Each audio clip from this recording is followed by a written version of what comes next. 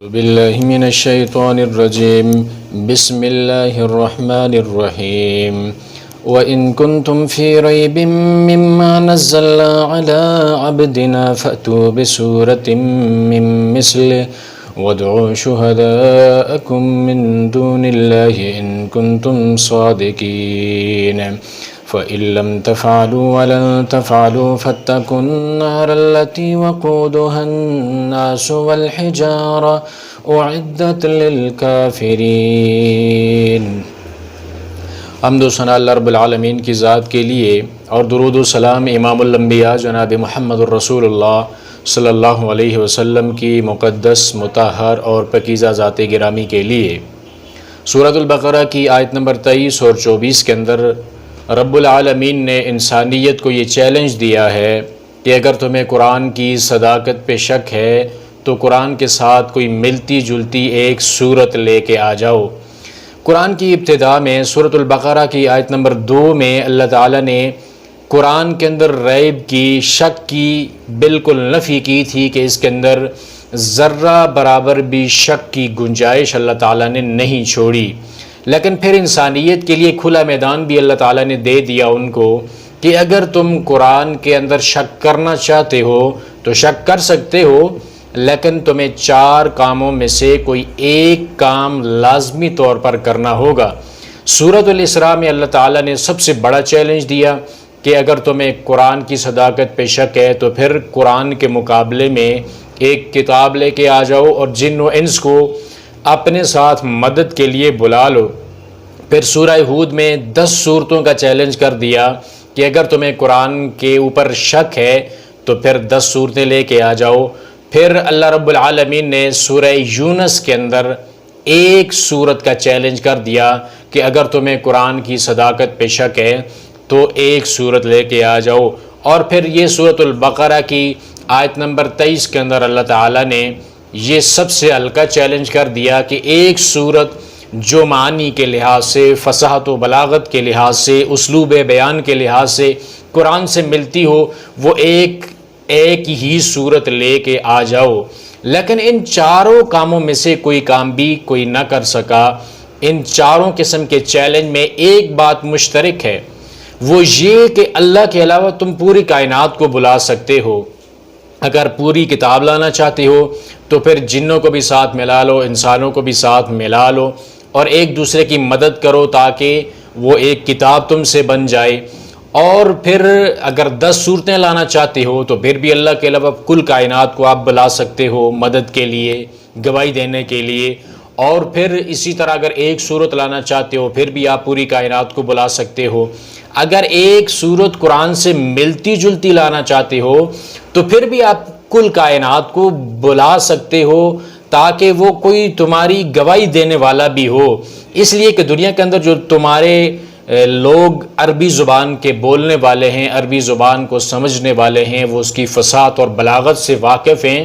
جب تم ایک صورت لاؤ گے تو تمہارا کوئی گواہ بھی ہونا چاہیے کہ یہ صورت جو تم نے بنائی ہے یہ قرآن کا مقابلہ کرنے کی اہلیت رکھتی ہے۔ اس لیے کہ جو بھی دنیا کے اندر کسی بھی سبجیکٹ کے نمبر وہی دیتا ہے جو اس سبجیکٹ کا، اس مضمون کا ماہر ہوتا ہے، تو عربی زبان کے لیے بھی آپ کو عربی زبان کا ماہر، اس کی گواہی کی بھی ضرورت پڑے گی۔ جب تم صورت کوئی اب پیش کرو گے تو دنیا دیکھے گی، عربی زبان بولنے والے دیکھیں گے کہ کیا جو تم نے صورت ایک پیش کی ہے وہ کیا فصاحت اور بلاغت کے لحاظ سے، اسلوب بیان کے لحاظ سے وہ قرآن کا چیلنج ایکسیپٹ کرنے کی، قرآن کا مقابلہ کرنے کی اہلیت بھی رکھتی ہے یا نہیں۔ یہ کام تمہیں کرنے کے لیے کل کائنات کو اپنے ساتھ ملانا پڑے گا۔ کائنات کو ملا بھی لو تو یہ کام کر کے دکھا دو، ایک صورت جو ہے وہ اس سے ملتی جلتی لے کے آ جاؤ۔ ان کنتم صادقین، اگر تم سچے ہو۔ مطلب یہ ہے کہ اگر تم ایسا کر بھی پاؤ، کوئی ایسی صورت تم اپنے اس خیال کے اندر بنا لو کہ یہ قرآن کا مقابلہ کرنے کے لیے یہ صورت تم نے بنا لی ہے کہ اس کا اسلوب قرآن سے ملتا ہے، لیکن اگر وہ زبان بولنے والے جو لوگ اس زبان کے ماہر ہیں وہ آپ کی اس بات کے اوپر، اس صورت کے اوپر اگر گواہ نہیں بنتے تو اس کا مطلب ہے کہ تم سچے نہیں ہو، تم نے وہ چیز بنا کے نہیں دکھائی، وہ صورت تم نے رب العالمین کے کلام کے مقابلے میں بنا کر نہیں دکھائی، جس کا چیلنج رب العالمین کا قرآن تمہیں کر رہا ہے۔ 14 صدیاں گزرنے کے باوجود اس کائنات کے اندر بڑے بڑے عربی لغت کے، عربی زبان کے ماہر بھی آئے، لیکن قرآن کے کسی بھی چیلنج کو کوئی بھی قبول نہ کر سکا۔ اس کے اندر اتنی اہلیت نہیں تھی کہ قرآن کے مقابلے میں یا تو کتاب پیش کرتا، یا 10 صورتیں، یا ایک صورت ملتی جلتی بھی پیش کر دیتا۔ اگر رب العالمین فرماتے ہیں کہ تم ایسا نہیں کر سکتے، اس سے پہلے بھی تم نے نہیں کیا، فَإِن لَمْ تَفْعَلُوا، یہ جو پہلے دور تمہارا گزر چکا ہے، 14 صدیاں گزر چکی ہیں، کوئی ایسا نہیں کر سکا۔ وَلَن تَفْعَلُوا، 14 صدیاں کیا، جتنا بھی اس سے بھی طویل وقت تمہیں مل جائے، قیامت کی دیواروں تک تم ایسا کر بھی نہیں پاؤ گے۔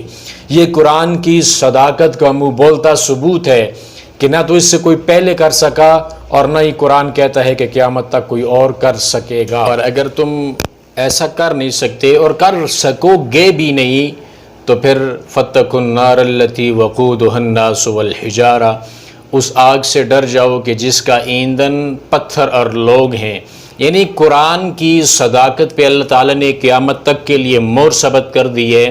کہ اس کی صداقت کے اوپر کوئی بھی شک نہیں ہے۔ اگر شک ہوتا تو تم ان 4 کاموں میں سے کوئی ایک کام کر سکتے، دنیا کے اندر کوئی بھی ایک ایسا انسان ہوتا جو یہ کام کر سکتا، تو ایسا کام کسی نے کیا نہیں اور وہ کر بھی نہیں سکے گا، اس لیے کہ مالک ہے، اس نے ہے انسان تجھے پیدا کیا ہے، وہ تیری فطرت کو جانتا ہے، وہ کیا کیا تو سوچے گا، ذہن کے اندر تیرے کیا کیا خیالات آئیں گے، تو کل کیا کرے گا، وہ سب اس بارے میں جانتا ہے۔ اس لیے اس نے تیری فطرت کے عین مطابق اس کلام پاک کو نازل کیا ہے، اور جو چیلنج کیا ہے وہ مالک جانتا ہے کہ تو ایسا نہیں کر سکتا قیامت کی دیواروں تک، تو پھر اپنی آخرت کو تباہ و برباد نہ کر اس قرآن کا انکار کر کے، اس کی آیات کا انکار کر کے، اس کے وعدے اور اس کی وعیدوں کو سچا جان اور اس کے مطابق اپنی زندگی کو بسر کر۔ جو زندگی گزارنے کے اصول اس کتاب نے تجھے بتائے ہیں، رب العالمین کی اطاعت کر، پیغمبر کی اطاعت کر، اور آخرت کی تیاری کر۔ دنیا کو متاع الغرور سمجھ اور دنیا کو اپنا اصلی ٹھکانہ نہ سمجھ، رب العالمین کی بغاوت نہ کر، اس لیے کہ اگر ایسا تو کرے گا تو پھر تیرے لیے وہ قیامت والے دن آگ تیار کر کے اللہ تعالیٰ نے رکھی ہے، کہ جو کافروں کے لیے ہے، انکار کرنے والے، اللہ کی آیات کا، قرآن کا انکار کرنے والے، ان کے لیے اللہ تعالیٰ نے وہ آگ بھڑکا کے رکھی ہے، اور اس آگ کو مزید بھڑکایا جائے گا تجھے اس کے اندر ڈال کے، اگر تو قرآن کی آیات کا انکار کرے گا تو۔ اس لیے قرآن کی صداقت کے اوپر شک کرنے سے قرآن کو کوئی بھی نقصان ہونے والا نہیں ہے، نقصان ہوگا تو تجھے ہوگا کہ تیری آخرت تباہ و برباد ہو جائے گی۔ قرآن کے اوپر یقین کرے گا تو تیری دنیا بھی سنور جائے گی، تیری آخرت بھی سنور جائے گی۔ قرآن کے اوپر شک کرے گا تو اس شک کو ثابت تو کر سکتا نہیں قیامت تک، وَلَن تَفْعَلُوا، قیامت تک ہرگز تو ایسا کر بھی نہیں سکتا، تو پھر ظاہر ہے تیری اپنی آخرت برباد ہوگی، کسی کا کوئی بھی نقصان تو کرنے والا نہیں ہے۔ اس لیے یہ 2 آیات قرآن پاک کی اللہ رب العالمین کے کلام کی صداقت کا منہ بولتا ثبوت ہیں۔ قیامت تک کے لیے انسان کے پاس وقت ہے، وہ ایسا نہ تو کر پایا ہے نہ ایسا کر پائے گا، تو اس کا مطلب ہے کہ رب العالمین کے کلام کی صداقت کے اندر ذرہ برابر بھی کوئی ریب نہیں ہے، شک کی گنجائش اس کلام کے اندر اللہ تعالیٰ نے نہیں چھوڑی۔ تو جو بھی اس کلام کے وعدے اور وعیدوں کے مطابق اپنی زندگی کو بسر کرے گا، اپنی زندگی کو مالک کے بتائے ہوئے طریقوں کے مطابق گزارے گا، قرآن کو سچا سمجھے گا، اور اللہ رب العالمین کی ذات اور پیغمبر کے اوپر ایمان رکھے گا، اور اس کے اندر جو بھی اصول اللہ تعالیٰ نے بتائے ہیں ان اصولوں کے مطابق زندگی بسر کرے گا، تو دنیا بھی سنور جائے گی اور آخرت بھی سنور جائے گی۔ اگر ایسا نہ کیا اس نے تو پھر وہ اپنی آخرت کو تباہ و برباد کر بیٹھے گا، جہنم کا بالن بن جائے گا۔ تو اللہ تعالیٰ سے دعا ہے کہ اللہ اس قرآن کو ہمارے دل کی بہار بنا دے، اس کی صداقت کو سمجھنے کی، اور اس قرآن کو دل سے تسلیم کرنے کی اور دل سے ایمان لانے کی اللہ تعالیٰ ہمیں توفیق عطا فرمائے۔ وآخر دعوانا ان الحمد للہ رب العالمین۔